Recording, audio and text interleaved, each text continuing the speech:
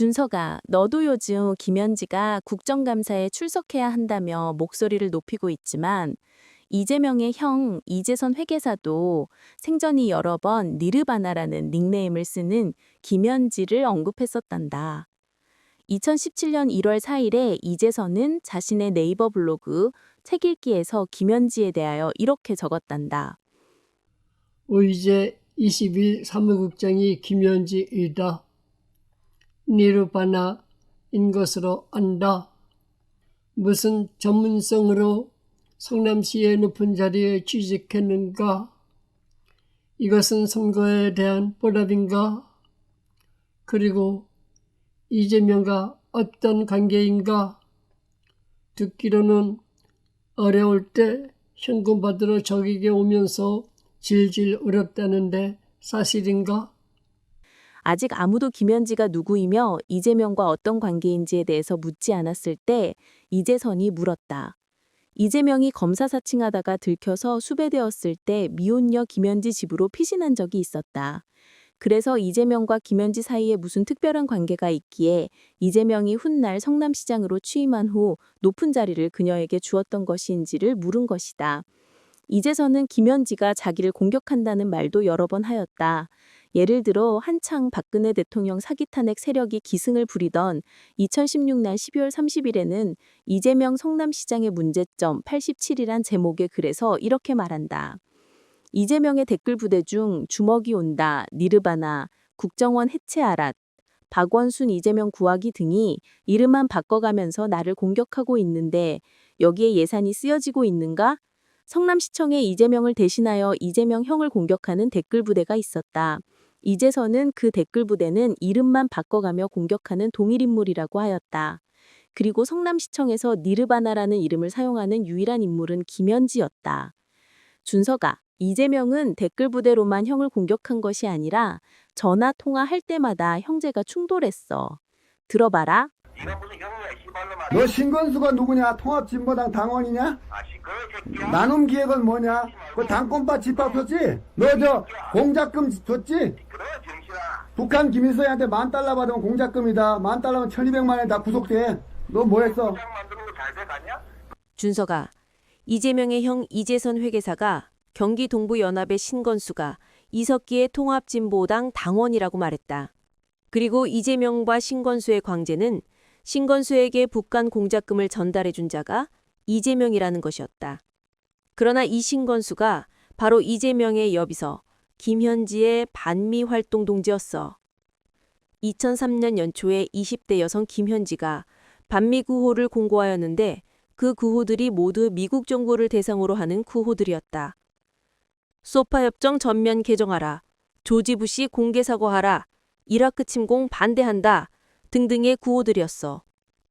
여기서 또 하나 중요한 점은 신건수와 김현지의 소속단체 미군 장갑자 고 신효순, 신민선 양 살인사건 범국민대책위원회의 정체성이다.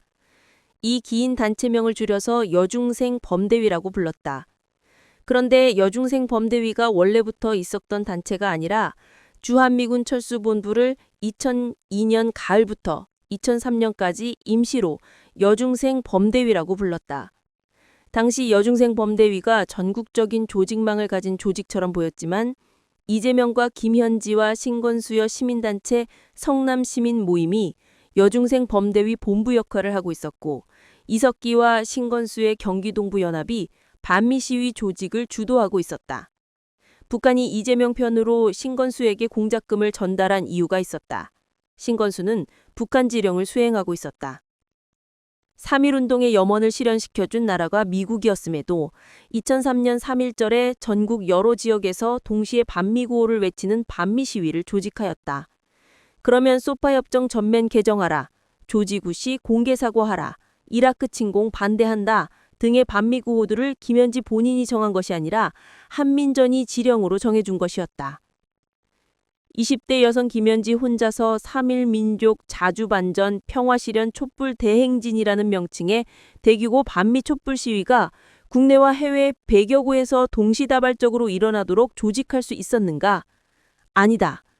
이 대규모 반미 촛불 시위 조직은 배후 세력이 있었기에 가능하였으며 김현지는 단지 북한이 지령으로 시킨 한 역할만 수행하고 있었을 뿐이었다. 준서가, 이재선 회계사가 경기동부연합의 신건수가 이석기의 통합진보당 당원이라고 말했다.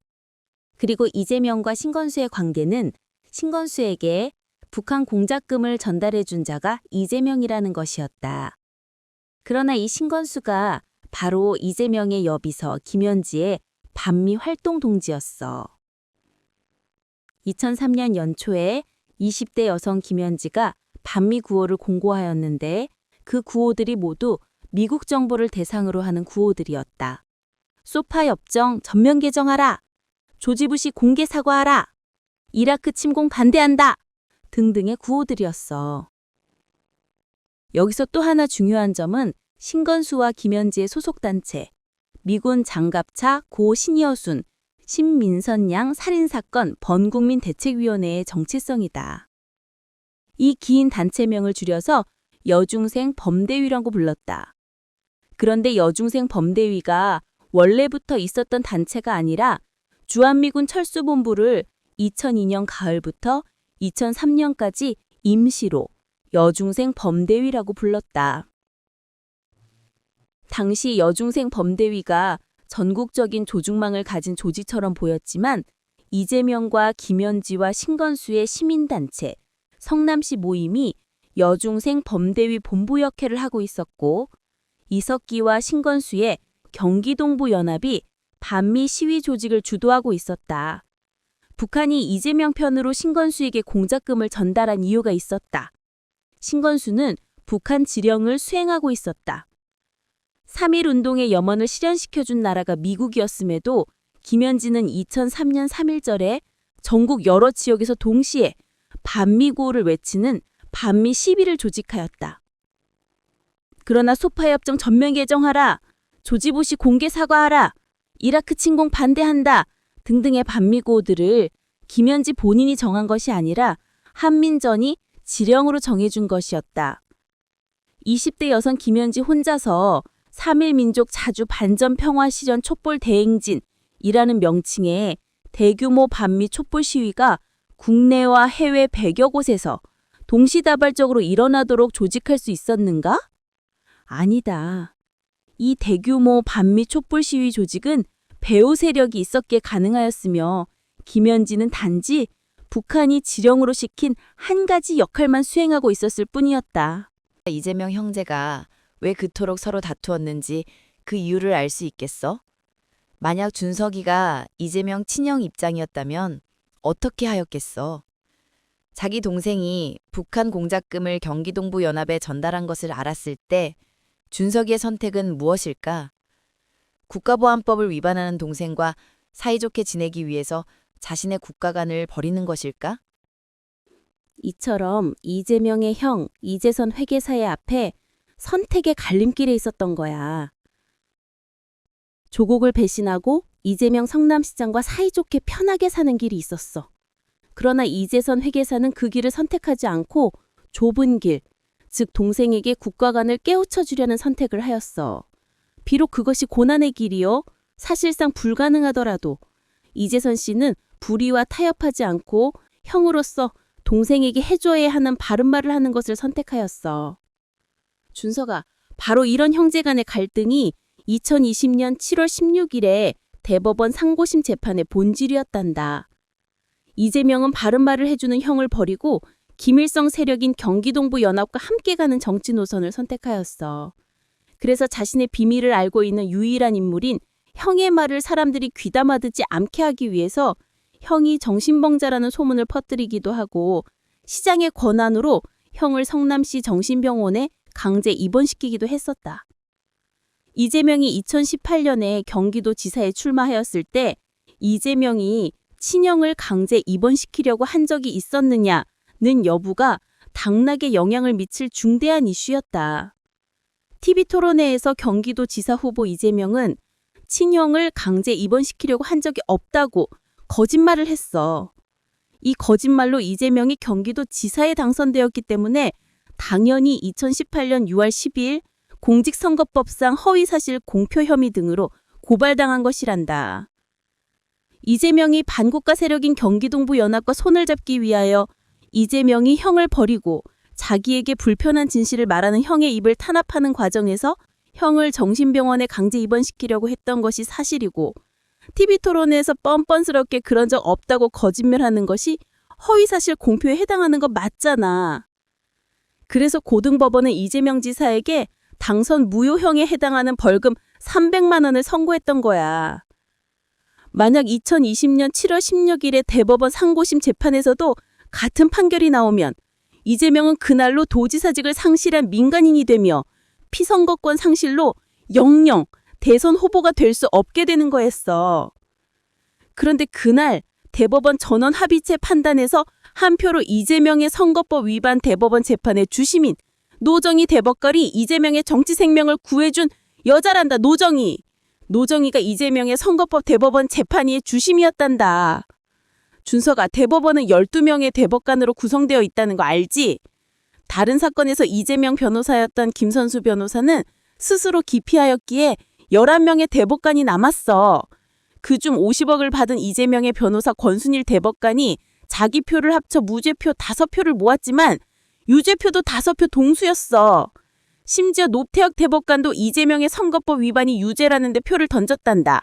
이렇게 5대5 동수였을 때 주심 노정희 대법관이 이재명이 허위사실 공표로 선거법을 위반한 것은 무죄라는 주장을 지지하는 표를 던짐으로써 이재명의 도지사직도 유지되고 대통령 선거 후보로 출마할 수도 있게 해주었단다.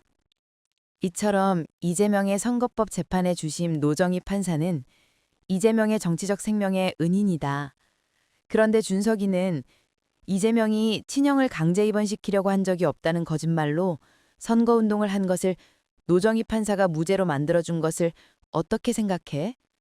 이 사건은 동생 이재명에게 괴롭힘을 당한 이재명 형이 2017년에 갑자기 사망한 사건이고 또 사망하기 전에 도움이 필요해서 하소연할 대상이 준석이 여동생이었잖아. 저는 개인적으로 또 황당했던 게 이재명 시장님이 이제 돌아가신 형님이 이제 있잖아요. 네. 그 이재선 씨라고. 근데 자유한국당에 네. 계셨어요. 돌아가셨어요. 근데 네.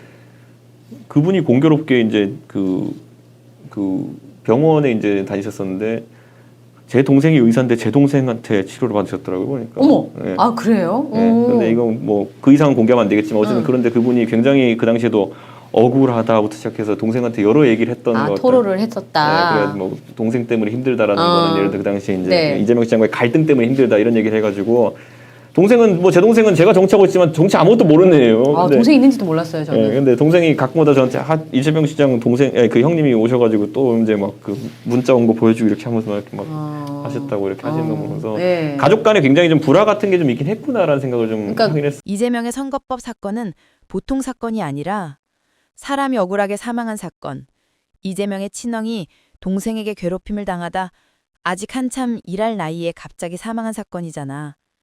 준석이는 그럼에도 노정희 판사가 마음이 너무 착해서 이재명의 친형 사망과 관련된 이재명의 선거법 위반을 무죄로 만들어준 거라고 생각해? 그렇다면 80세 노인 지만원 박사를 노정희가 2년 동안 감옥에 보낸 것은 어떻게 설명할 거야? 공교롭게도 지만원 광주재판 대법원 재판의 주심도 노정희 대법관이었어. 그래서 노정희가 지만원 광주재판 판결을 맞게 한 것인지 준석이가 심판을 봐줘야겠어. 준석아, 지만원 광주재판은 이 사진 속의 할머니가 누구냐에 대한 다툼으로 시작했어. 우리는 정확히 언제 이 사진에 찍혔는지 모른다. 무장 시민군들이 5월 21일 전남도청을 공격하기 위해서 도청 광장에 집결해 있는 광경 같기는 해. 그러나 판결문에는 신봉래 여인이 5월 23일 광주에서 시민군 활동을 하는 모습으로 간주되어 있어. 만약 5월 23일이라면 계엄군은 모두 5월 21일 저녁에 광주에서 철수했는데 23일에 시민들이 경찰관들의 데모 진압 장비를 빼앗아 입고 군인 총을 들고 도청 광장에서 정토태세를 갖추고 있어야 할 이유가 없잖아. 물론 이 사진이 찍힌 날짜가 5월 23일이었을 가능성도 열어둬야 하지만 그날 시민들이 전투경찰복을 입고 소총으로 무장한 채로 모여 있었어야 할 이유가 설명이 안 된다는 거야. 준석아, 지만원 박사가 대법원에 상고하였때는 원심의 판결이 잘못되었기 때문에 피고인의 방어권을 위해서 상고하였던 아니냐. 그럼에도 노정희 주심은 2023년 1월 12일자의 대법원 판결문에 기록을 살펴보아도 원심의 상고 절차의 상고 이유 주장과 같이 피고인 지만원의 방어권과 변론권을 침해하는 등의 잘못이 없다고 간단히 쓰고 상고를 기각하였어. 그리고 그날로 지 박사님의 서울구치소에서의 2년 징역형이 시작되었다. 노정희 대법관은 이 사진 속의 시민군들과 어깨를 나란히 하고 있는 할머니 사진도 신봉래 사진 맞다고 한 원심을 확정했어. 그렇다면 준서가 30대 애기 엄마 신봉래 여인은 분명히 막둥이를 업고 해남에서 광주까지 왔는데 왜 사진 속의 할머니 사진에서 애기가 안 보이는 거냐. 광주 5일 정신으로 정치를 한다는 준석이도 목포 사태에 대해서 잘 알지? 5월 21일 목포를 점령한 시민군이 목포에서도 차량 증발을 했기 때문에 22일부터 26일까지는 목포에서 시내버스도 시외버스도 통행할 수가 없었어. 차편이 없는데 어떻게 해남 여인 신봉래가 5월 23일에 해남에서 목포로, 목포에서 다시 광주로 갈 수 있었는지 우리가 광주 출신 노정희 판사에게 물어봐야 할 것 같아. 준서가 미국 하버드 대학교에서 컴퓨터학을 전공한 준석이는 날짜의 수학적인 사실에 대해서 잘 알 거야. 모든 5.18 기록물에는 신봉래 여인이 광주로 온 날짜가 5월 30일이라고 기록되어 있어. 5.18 광주 민중항쟁 유족기가 1989년에 출간한 광주 민중항쟁 비망록 238쪽에 남편이 열흘이 넘도록 소식이 없다가 아내 신봉래 씨에게 5월 29일 청천벽력 같은 전보 한 장이 날아왔다고 명시되어 있다. 만약 지만한 박사가 5.18 유족회가 출간한 책에 있는 그대로 말한 것이 5.18 유족 명예훼손이라면 5.18 유족회가 광주민중항쟁 비망록을 출간한 이유가 무엇이니? 5.18 기념재단 이사장 박성무가 2006년에 발간한 그해 5월 나는 살고 싶었다 제1권 34페이지에도 신봉래 여인이 남편 사망을 통보하는 전보를 받은 때는 남편 김인태 씨가 5월 19일 광주로 간 지 열흘이 지나서였다고 분명하게 명시되어 있어. 그런데 5월 19일 광주를 향해 떠난 남편은 며칠째 소식이 없었다. 신봉래 씨는 남자가 바깥일을 하다 보면 을에 이곳저곳 불일도 있겠거니 생각하면서 염려하지 않았다. 궁붕해도 달리 연락할 방법도 없었다. 남편에게서는 소식이 없고 일소는 달렸다. 남편이 떠난 지 열흘이 지나자 그녀는 점점 초조해졌다. 그렇다고 일손을 놓을 수도 없었다. 5월 말께 그녀는 막내 아들 동일이를 업고 농협으로 비료를 사러 갔다가 우연히 면사무소 직원과 만나게 되었다. 아짐, 면사무소로 남편 사망 통지서가 왔는디라 얼른 가보셔야겠으라. 이 무슨 청천벽력 같은 소리인가? 면사무소에 달려가 보니 분명 김인태 씨의 사망을 알리는 종이 쪽지였다. 벌써 망월동 묘역에 감회장되어 있으니 와서 시신을 확인하라는 것이었다. 시신의 주머니 안에 있던 주민등록증으로 거주지를 찾았다고 했다. 준서가 이 5.18 기록물과 비교해 볼 때 드러나는 법원 판결문의 모순점이 무엇인지 알아? 법원은 김인태 사망 이틀 전인 5월 22일에 미리 사망을 알리는 전보가 해남으로 날아간 것으로 간주하였어. 그렇지만 생각해봐라. 해남에서 애기 업고 농사짓던 신봉래 여인이 광주에 급히 와야 할 이유가 뭐였어? 남편 사망 소식을 들었기 때문이지. 그녀의 남편 김인태 농부가 광주에서 사망한 날은 5월 24일이었다. 그런데 광주 단체들의 주장은 그녀가 남편 사망 전보를 22일에 받고 23일에 광주로 왔다는 거야. 그리고 또 생각해봐라. 5월 22일은 시민군들이 광주에 해방구를 설치하고 공무원들의 출근을 금지시켜서 모든 관공서 기능이 마비된 날인데 광주에서 해남으로 전보를 보내는 것이 가능할 수 있었겠어? 준석이 너도 확인하였다시피 광주 단체들이 출판한 모든 책에는 신봉래 여인이 광주로 간 날짜가 5월 30일이라고 기록되어 있어. 준서가 유네스코의 세계 기록유산으로 등재된 5.18 기록물은 광주 재판을 위한 가장 중요한 법적 증거야. 그리고 지만원 광주 재판은 2015년부터 장장 7년이 넘는 긴 세월을 끈 재판이었어. 그러면 광주 재판 판검사들에게는 가장 중요한 법적 증거 한 줄 읽기에 7년이라는 긴 시간도 짧았던 것일까 아니면 법조인의 양심을 역과 바꾼 것이었을까? 김인태 씨는 5월 24일에 시민군들에게 붙잡혀 도청 안으로 끌려와 조사받던 중 사망한 희생자들 중 한 명이었다. 그리고 그 사건은 미국 국무부의 5.18 기록물에 인민재판에 의한 처형이라고 기록되어 있는 사건이야.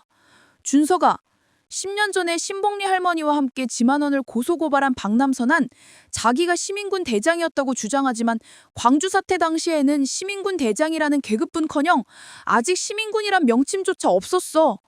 박남선은 왼손에 M203 유단 발사기를 들고 신복리 여인의 남편 김인태 씨 납치를 지휘한 인물이 자기라는 주장으로 지만원 광주 재판의 승자가 되었어. 그런데 같은 민간인끼리 민간인이 민간인을 더구나 어르신을 M203 유단 발사기로 위협하여 납치해도 되는 거니? 젊은 애들이 어르신을 총으로 위협하여 납치하는 것이 민주화 운동이야? 시민군이란 명칭이 광주 사태가 끝난 후 사용되었기 때문에 그때는 아직 시민들이 시민군이란 단어를 전혀 들어보지도 못하던 때였어. 그러니 붙잡혀가는 분들이 얼마나 무서웠겠니? 그리고 이렇게 끌려간 후 다시는 영영 사랑하는 아내 신복리의 여인과 가족을 볼 수 없게 된 것이 너무 슬프지 않아? 지금 한국인 청년들이 캄보디아의 중국인 범죄 조직으로 유인되어도 피해자들이 즉시 사망하는 것은 아니다.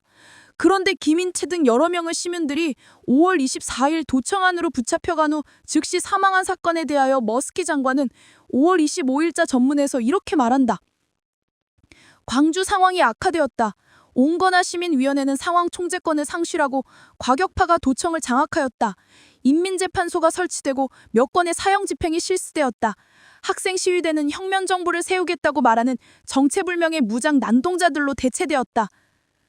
다음 날인 2월 26일에는 윌리엄 글라이스틴 주한 미국 대사가 그쯤 광주에서 민간인 무장단체에 의한 인민재판과 처형이 있었다고 신속히 워싱턴에 보고했다. 준서가 이렇게 신복리 여인의 남편 김인태 씨가 시민군들에게 붙잡혀 도청안으로 끌려간 날짜가 5월 24일이기 때문에 그녀가 남편의 시체를 찾으러 광주에 온 날이 5월 23일이었다는 광주단체들의 주장은 날짜가 안 맞는 거야. 진실은 신복리 여인은 5월 30일 합동장례식을 치르는 날 광주에 온 것이야. 이 사진은 무장시민들이 5월 22일에 낸 교통사고 희생자들의 유족들이 23일 도청 뒷뜰에서 자기 가족 관 앞에 앉아있는 장면이란다. 준석이가 광주 사태 사진첩에서 보는 무장단체 중에 다수는 광주 시민들이 아니라 외지인들이었어. 5월 21일 저녁에 광주를 점령한 무장시민들은 운전을 할 줄 모르면서도 그날 밤부터 수백 대의 차량을 몰며 퍼레이드를 하였어.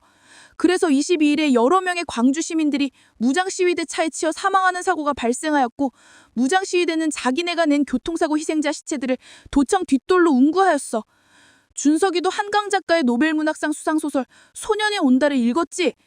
이 소설이 무장 난동자들이 낸 교통사고로 희생자가 생긴 사건에 대한 누명을 애매한 국군에 씌우는 소설이야. 자, 지금 지만원 광주 재판에서 중요한 쟁점은 과연 이 사진 속의 유족들 중에 신복리 여인이 있느냐의 문제야.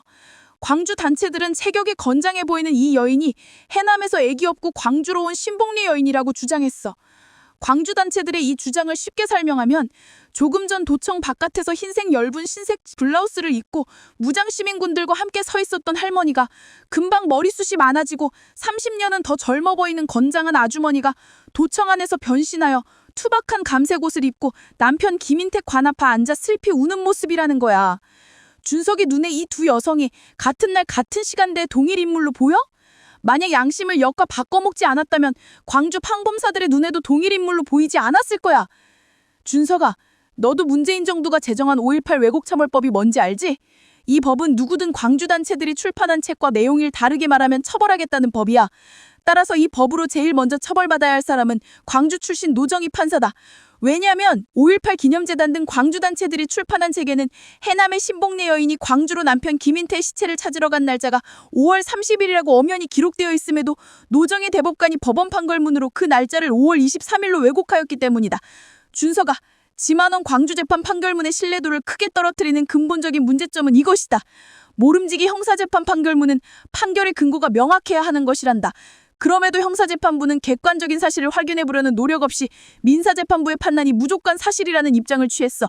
그러나 민사재판 판결문에도 객관적인 근거가 전혀 제시되어 있지 않아. 민사재판 원심 판결문을 보면 판사는 객관성 없이 주관적인 판단만 하고 있어. 위 각 사진이 촬영되었던 당시의 현장 상황, 당시 촬영 장소에 있게 된 사정에 비추어 보면 사진 속의 여인이 신복리라고 판단된다는 거야. 위 각 사진이 촬영되었던 당시 현장 상황, 당시 촬영 장소에 있게 된 사정에 비추어 보면 사진 속의 여인이 신봉리가 아니라고 판단하여야 하는데 판사가 거꾸로 말한 거야. 그건 5월 23일 도청 뒤뜰 상황을 재구성해보면 답이 나오잖아. 자, 5월 23일 도청 뒤뜰에 여러 개의 관이 있었는데 그중 16개 시체 신원이 확인되었고 그중 몇 구의 관 앞에 유족이 앉아 있었다. 고아 이성자 양과 광천동 모나미 문고 아저씨 조사천 씨는 5월 21일 점심때 카톨릭센터 7층 옥상에서 금남로를 향해 총질한 시민군 총위 희생자였고 춘천 여상 박금희 양은 고등학생 총위 오발 사건 희생자였다. 그 외에는 대부분 운전이 미숙한 무장 시위대가 탈취해 타고 다니다가 낸 교통사고 희생자들이었어. 준서가 생각해봐라. 신원이 확인된 16개 시체 명단을 기록한 기자가 바로 조선일보 서청원 기자였다. 그리고 5월 23일에 확인된 시체 명단에 김인태라는 이름이 없었고 그때는 김인태 본인도 자기가 다음날 시민군들에게 붙잡혀가게 될 줄은 꿈에도 모르고 있었던 데였다. 그러니까 관 앞에 앉아있는 아주머니가 신봉리 여인이라는 광주단체들의 주장이 허위 주장이라는 사실 여기서도 분명하게 탄로나지. 준서가 그리고 지만원 광주재판 판결문의 또 하나의 문제점은 판결문이 추상적인 단어들로 뒤덤벅되었다는 점이야. 무장 시민들이 총으로 위협하며 시민들을 납치한 것, 그리고 납치된 시민들이 조사받다가 사망한 사실을 보여주는 사진들을 판검사가 그냥 지나치면 되겠어? 그럼에도 장장 7년이라는 긴 재판이 진행되는 동안 광주 사태 희생자 가해자가 시민군이었던 이 사건에 대하여 모두 침묵하였다. 그리고 시민군들이 김인택, 김중식, 정지영 씨 등을 납치하여 끌고 가는 장면을 5.18 민주화운동이라는 지극히 추상적인 용어로 포장하였다. 박남선도 가공알무기 M203 유단 발사기로 위협하며 20세 이상 연차인 김인태 농부를 납치한 것이 마치 큰 자랑거리인 것 같은 자기가 납치를 주도하였다고 자랑한다. 시민군들이 남편을 붙잡아간 날, 남편을 잃은 지 35년 5개월이 지난 2015년 10월 20일에 신봉의 여인이 박남선과 나란히 광주지방경찰청 민원실에 서서 지만원을 상대로 고소장을 제출하였다. 그래서 지만원 광주재판은 처음부터 기이한 재판이었다. 신봉리 할머니 모린도 소장을 제출하는 이유를 알 수 없었고 우리가 보더라도 신봉리가 당한 부극의 가해자는 시민군이었는데 시민군과 공동소송인이 된 것이 뭔가 야릇하고 기구해 보인다. 천주교 신부들이 신봉리 할머니에게 거짓말을 하라고 시켰다. 무슨 영문인지 모르는 신봉리 할머니를 천주교 광주대교구 산하의 정의평화위원회가 광주로 데려와 지만원을 상대로 소장을 제출하고 이 사진 속의 할머니가 30년 전에 광주에서의 자기 모습이라고 말하도록 시켰다. 그런데 준서가 너가 보더라도 시민군들과 함께 서 있는 할머니는 시민군들과 키가 비슷하고 자칭 시민군 대장 박남선 옆에 선 신봉리에는 얼굴과 체형이 아주 다르지 않느냐. 정형달 등 광주정의평화위원회 신부들은 여기서 그 당시 애기 엄마였던 신봉리에는 사진 속의 할머니가 아님을 인정하고 그 점에 대해서는 지만원 박사에게 깨끗이 사과하고 다음으로 진행했어야 했던 것이 맞을 것이다. 준서가 이 사진 속의 무장난동자들은 광주 시민들이 아니야. 이자들은 광주단체도 5,000명의 5.18 유공자들도 80만 광주 시민들도 누군지 모르는 외지인들이여. 광주 시민도 아닌 외지인들이 광주에 와서 경찰의 대모지 납복 뺏어 입고 군인 총 탈취하여 도청을 공격하며 난동을 부린 이유를 광주 시민들도 모르고 있는 거야. 그래서 이자들의 정체에 대해서는 사람마다 견해차가 있을 수 있어. 그러나 이 사진 속의 무장 난동자들이 혹시 불순 세력이 아닌지에 대한 의혹은 광주단체들이 먼저 스스로 이자들의 정체가 무엇이며 언제 광주에 침투한 자들인지를 밝혀주면 금방 해소되는 것 아니겠어. 준서가 지만원 광주재판은 애초에 천주교 광주 신부들이 기획한 거였어. 2013년에 대법원 판결문에서 북한의 광주 사태 개입 여부에 대한 토론은 학문 연구의 영역이라는 판결을 내리자 그 판결을 뒤집기 위해서 5.18 유족 명예훼손 프레임을 만드는 작전을 쓰기로 하였어. 그래서 문제의 광주 사태 사진 속에 할머니가 신봉리 할머니라는 주장을 하며 지만원 박사를 상대로 명예훼손 소송을 시작하게 한 거였어. 즉 실제로는 신봉리의 명예가 훼손된 적도 없었음에도 불구하고 지만원이 5.18 유족 명예훼손 판결을 받게 하려는 목적을 위해 기획되고 시작된 재판이었어. 그런데 사진 속의 할머니가 광주 사태 당시 30대 애기 엄마였단 신봉리의 여인이 아니라면 도저히 명예훼손이 성립될 수 없으므로 오히려 고소인 쪽에 무고죄를 물어야 하는 것일 수 있어. 준서가 2020년 7월 16일에 이재명 선거법 위반 재판 대법원 상고심에서 이재명에게 면죄부를 준 주심이 노정희가 바로 2023년 1월 12일 지만원 광주재판 형사재판 상고심의 주심이었어. 그리고 지만원 광주재판의 핵심 쟁점이 항상 막중이를 업고 다니며 젖을 먹이던 30대 애기 엄마 신봉예가 이 사진 속의 할머니인지 그리고 5.18 기념재단과 5.18 유족회에서 발간한 칠판물을 인용하여 신봉예가 광주로 와서 합동장례식에 참석한 날짜가 5월 30일이라고 한 지만원 박사의 주장과 아직 남편이 멀쩡히 살아있었던 5월 23일에 남편 시체를 확인하러 광주에 왔다는 광주 단체들의 주장 중 어느 쪽 주장이 맞느냐이다. 이 핵심 쟁점에 관하여는 광주 단체들이 허위 주장을 하였다는 것이 명약관화함에도 불구하고 노정희 주심은 광주 단체들의 허위 주장에 손을 들어주는 판결을 확정하였다. 이것이 잘못된 판결이었을 때는 2020년 7월 16일에 이재명의 선거법 위반의 면죄부를 준 판결에 대해서도 노정희 판사의 판단력이 의심되는 문제가 된다. 그래서 준석이에게 준석이가 지만원 광주재판 심판을 맡아달라고 부탁하는 거야.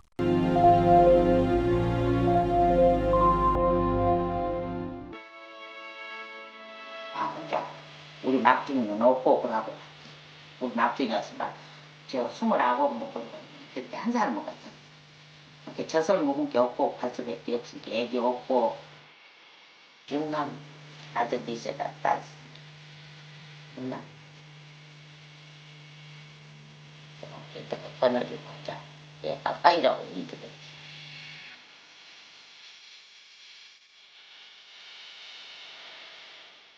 근데는 봉어는 그날은 해력도 나는 땅보다 생계도 생기고 그러더라고. 혼자 사인하고 힘든 게 정신없었지. 자녀들 육남매는 타고 사인하고 힘이 들었지. 이 시간까지.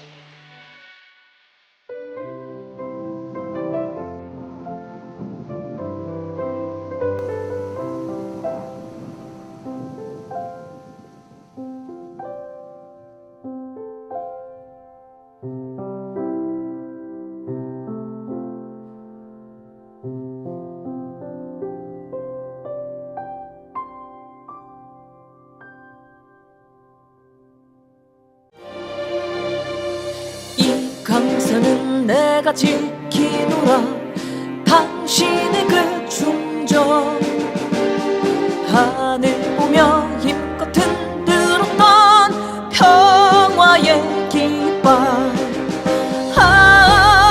다시 서니 땅엔 당신 닮은 푸른 소나무 이 목숨 바쳐 큰 나라 위해 끝까지 싸우리라.